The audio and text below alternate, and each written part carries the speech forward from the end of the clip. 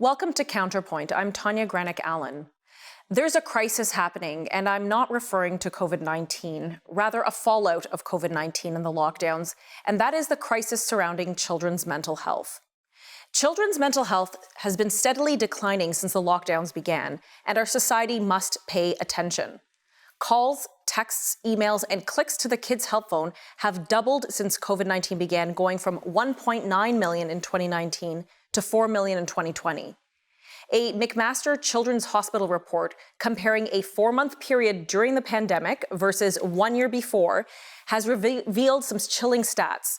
A 90% increase in referrals to its eating disorders clinic, substance use disorders admissions have doubled, and youth seeking medical help after suicide attempts has tripled. And what are the main reasons for this mental health deterioration?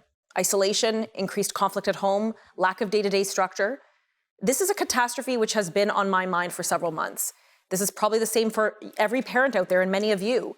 You see your children trying to cope with the forever changing school schedules. Their extracurriculars have been canceled.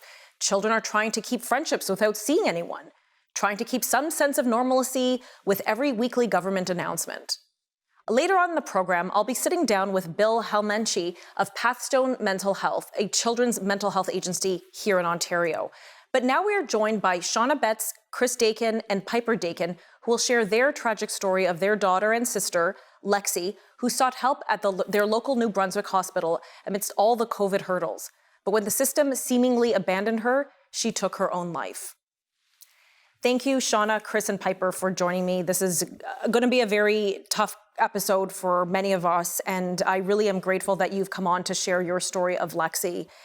So firstly, I guess, again, my deepest condolences for the suffering and the loss that your whole family and community have experienced with Lexi's passing. And I really deeply offer you my prayers and condolences.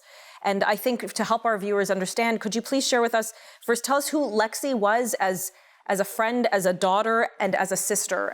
Maybe Shauna, we'll start with you. Lexi was this beautiful little girl who she was so intelligent. She had this wonderful, crazy sense of humor that brought us all smiles and laughs every single day. She loved school. She loved her friends. She has 4 siblings and a nephew. And she was kind of like a mother hen. And she didn't want to she suffered with depression. She didn't want to bring us down. And so she made us laugh every single day when she was here. Usually at the expense, making fun of us too. Just a sweet little girl. But she really did struggle with mental health for quite a while. And it just got worse over the last few months, probably the last 6-7 months have been rough. So. And Piper, you remember your sister very well. You were very close. Could you share with us what your sister meant to you? Lexi was like my better half. We would always hang out and we'd always go to McDonald's and Starbucks and stuff like that and just sit and talk. She was just my better half. She always made me laugh. She made me feel so good about myself. She just made me feel so included in everything that she did. She always kept me a part of her life too. So it's kind of hard not having you around anymore. I can imagine this. I can only imagine how tough this must be. Chris, your daughter, Shauna alluded that she had depression before the pandemic started. When did you start to notice her mental health was declining? Really, I started noticing it probably shortly after the schools were shut down last March. Usually on March breaks, we did a ski trip to New Hampshire. And then, we get back that week, schools were shut down. She went with her younger brother and sister to her grandmother's for, a few weeks.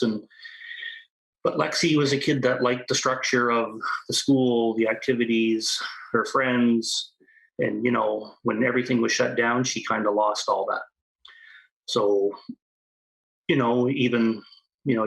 couldn't go to public places to see her friends and hang out, go to the malls or movies. And so I think that's kind of when I really, her depression affected her more in the isolation than, when she was around her friends. Right, and that's understandable, of course. When we return from this commercial break, we're going to discuss what happened to Lexi when she reached out for help. We'll be right back.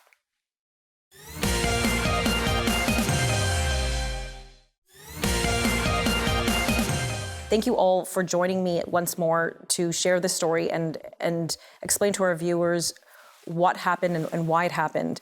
Before the commercial break, we were discussing that since the COVID lockdown began, Lexi's mental health had deteriorated quite significantly. Shauna, what steps were taken either by yourselves or by Lexi to reach out for help? So it all became very apparent how serious this was in November when she attempted suicide. At that point, she went to the hospital and she was seen by a psychiatrist. She was diagnosed with borderline personality disorder and was given a referral to mental health. At that point, we used our employer benefits, and she went to go see a counselor, several sessions with the counselor while we waited for that mental health referral. She still became very close with one of the guidance counselors at school. So she did have that resource there to help get her through. And we just felt like we were using a Band-Aid to get her through till we got to the mental health referral. Right. And what happened then? Because at some point she was at school and she was having concerns. And I think the guidance counselor assisted her in some capacity. Chris, did you want to share? Yeah, so that day, that Thursday when Lexi went to visit the hospital with the guidance counselor, they called me from her office, and Lexi told me, she said, "Dad, I'm here with the guidance counselor and we're going to go over to the hospital." So whatever Lexi had told her in that meeting was concerning enough that she, as the guidance counselor, needed to take her to the hospital right away and wanted to speak to the psychiatrist on staff. So they went to the hospital probably around 12:30, checked in, got triaged, and basically they sat in the waiting room till almost 7:30 that night before they got into the ER. And then they were seen by the ER doctor and, were basically told, well, there's nobody here now, but we can call somebody if you like. But, they didn't really want to make that phone call. But what's concerning is the hospital here in Fredericton have a psychiatrist on duty through the day and a psych nurse that works through the day. So the first 3 or 4 hours that Lexi sat in the ER waiting room, the psychiatrist was on site. And basically the ER staff never picked up the phone to call him or page him to say, we have a psych consult here in the ER. So, they sat there till basically the shift switched at probably 7 or 7:30. And then I suspect that the nurse that came on for that night shift probably looked at her chart and said, "Oh, we have a psych consult that's been sitting here for 7 hours now." And then they brought them to the back of the ER. And, that's when they kind of were basically, not really helped, I guess. Now, one thing I read when I was reading reports of what happened is you were not allowed, neither parent was allowed in to be with Lexi. I found that very alarming as a parent myself. Why not? Why weren't you allowed in? Well, with the COVID restrictions that the hospital has in place, they were only allowing one adult where she was a minor. So where the guidance counselor was sitting with her, I went to the hospital probably around 5:30, 6 o'clock that night.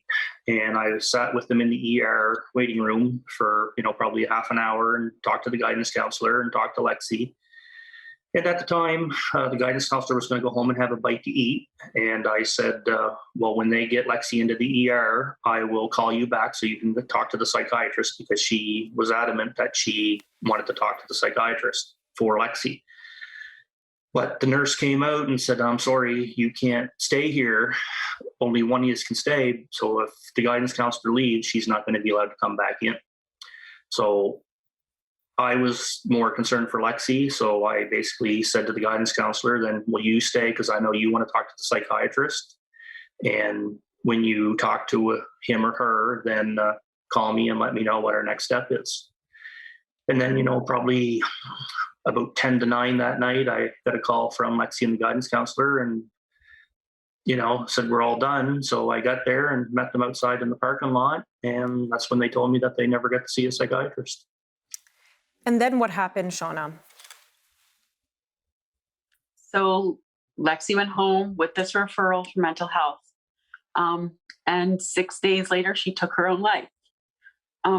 We never did get the call from the mental health for that over the next 6 days.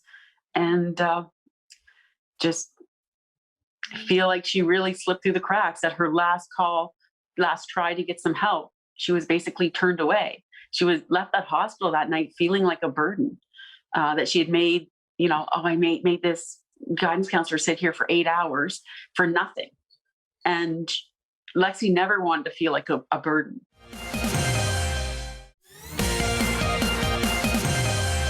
Welcome back. I'm joined by Shauna, Chris, and Piper, the family of Lexi Daken, who was a young teen who sadly took her life when she reached out and no help came from the hospital.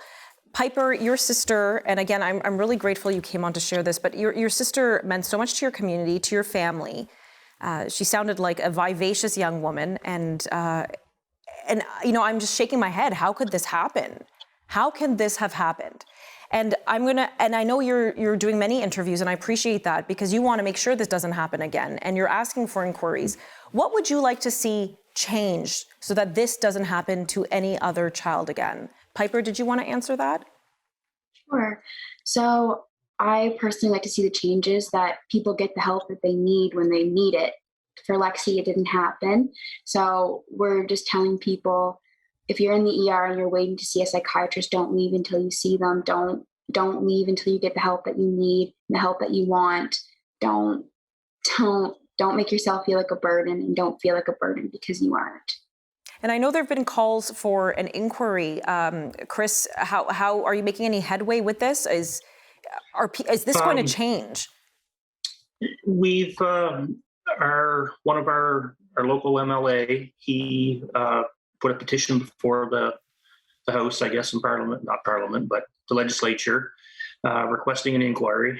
And, we've did Kyle Moore had done a change.org, thing for the inquiry. And I think it has probably over 27,000 signatures on it right now. So I think, a lot of people would like to see something done. They don't, I think a lot of parents are worried that, this could have been my kid. Like, is this going to happen to my kid if I have to take them into the hospital in a few months? So, the public really wants to know why this happened and, what was done there and what is the government going to do so this doesn't happen to another child. Right. Thank you all so much. I'm really grateful that you continue to advocate. And again, this must be so incredibly painful. And I appreciate that you are standing up and in memory and dignity of Lexi, but also for the protection of all the children of Canada. So thank you so very much for the three of you joining me today. And again, my deepest and sincerest condolences to all of your family and community. That was tough. I can't imagine what that family must be going through. But again, very, very grateful that they're speaking out so that something like this doesn't happen again. Well, sitting down with me now to discuss what's happening in nationally with youth and mental health is Bill Helmetchy of Pathstone Mental Health, the children's mental health agency here in Ontario. Bill, thank you so much for joining us. I know your agency is based in Ontario, but it sounds like what's happening in New Brunswick, what we just heard from the Daken family, what's happening in Ontario, it's happening in every corner of this country. And I think, we'll start with that. What do you see happening through your work with your agency? What is the state of young person's mental health now during COVID? Well, thank you for that question. And certainly I appreciate the struggle of the family, and there's many other families like that. Certainly COVID has exacerbated the issues of, children being exposed to more incidents of domestic violence, young mothers or young families with young children who typically would have sent off their 4 and 5-year-olds to school and would have had that whole day to be with their infant, their toddler. They weren't able to do that. So that's lost time, very important, critical time in terms of attachment to a caregiver. Referrals are extremely high to our agency, and I can speak specifically to our agency, but I hear it's across the province. We're seeing greater increases in issues of anxiety. Parents are discussing and advising their therapists that they're having great struggles with their children at home, with their anxiety, with their behaviors. Many families are endorsing the need to have additional supports to manage their child's behavior during this time. And just the lost access to their peers and to appropriate schooling is having a huge and growing impact, negative impact on children and their families. Yes, I can imagine a major adjustment. I mean, I'm a mother of 5 children. I've seen the challenge as a parent, but also I can see it from my children's perspective. Things have just been turned upside down. And when is this going to end? And can we do this today, Mom? No, we can't. Oh, right, because of the COVID. And it just seems like a broken record. And I can see that pain and anguish in my children's eyes. And I wonder and I worry. Then I hear reports like what you've just shared with us, and I'm concerned for the children of Canada. We're going to continue this discussion right when we return from this commercial break. Please stick around.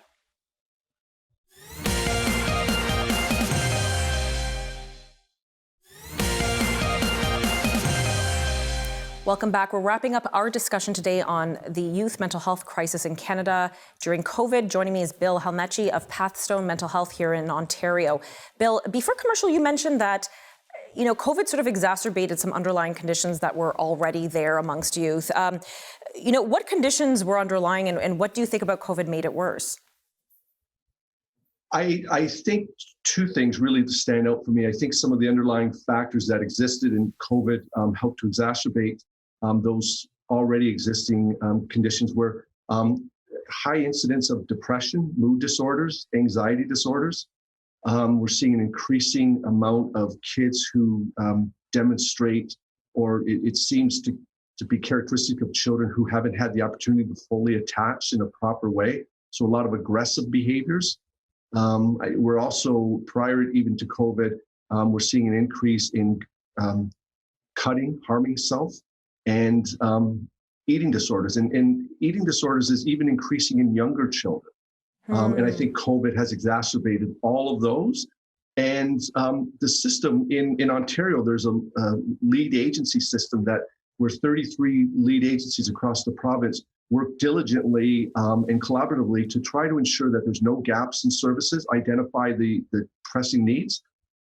But it was already a system that couldn't respond to all the children and youth that were trying to access service. So this is really going to exponentially increase those youth who are reaching out for services, but the capacity of the agencies isn't really there. So when youth come to you, or when their parents bring them to you, what do they say is their number one concern, or what is the main concern of some of these young people? What are they struggling with? I know, yes, eating disorders and things, but what are they saying that it's leading them down that path? So I guess it's sort of a lot of descriptive phrases would be, my friends don't like me, I don't have friends, people don't like me, I'm being picked on. Parents will say they don't want to go to school, they avoid situations, they have explosive behaviors. Parents will say, I'm not sure why they acted like this, I'm not sure why they acted out in that way. Kids who present as very sad and don't seem to be able to articulate if they have any friends or anybody they can count on. So those are probably, in terms of descriptive language, what we hear. And how do you feel the best way we can help our youth during these times? Because I know we talk a lot about, okay, well, here are the problems. Yes, there's been a massive spike in suicide attempts, massive spike in, as you refer to, eating disorders, just a huge, in my intro, I mentioned all the stats surrounding even just kids' health phone and how they've hit almost 4 million calls in 2020. So how can we help these youth during these unprecedented times? Yeah, that's a really good question. And I think the 2 major ways we can support our young people is to be open to conversations and to understand as adults, as parents, as caregivers, that it's likely our concerns, our worries are the same that our children are being burdened with. So what does another lockdown mean? What does it mean to not go to school again? What's that going to mean for me next year? all of the questions that we can anticipate, we can start to actually lead the conversations with our children. I think sometimes we talk a lot about making decisions based on science, and kids are looking around, like all of us are looking around and saying, well, how come that place is open and this place isn't open? So kids are confused by that. And I get confused by it. And so I think if we can just have those conversations, because children, especially younger children, are going to really struggle with the language, right, to put this into some kind of understanding. And when you think about the 9/11, the impact that had on children, because they kept seeing planes fly into a building and they couldn't put language around it. So I think to the extent that we can help them have the conversation is a great thing. And then just really try to validate their concerns and their fears and their worries. And if you think that you need help and that it's a little bit beyond your capacity as a parent, reach out to your children's mental health agency. And I know it's frustrating to be put on a waiting list, but all agencies prioritize, and they can likely give you some good, solid direction until you can get in to be seen. Wonderful. Well, those are some excellent practical points, and I think they're very, very much needed in this climate. Thank you very much, Bill. Again, Bill Helmetchy of Pathstone Mental Health. Right. Our governments and all of us really have to take a long, hard look in the mirror and ask ourselves, with the growing mental health crisis, have we actually created a new and potentially deadlier healthcare pandemic whose effects will be with us for years to come? Will our children ever recover from what seems like a nightmare? For Counterpoint, I'm Tanya Granick-Allen.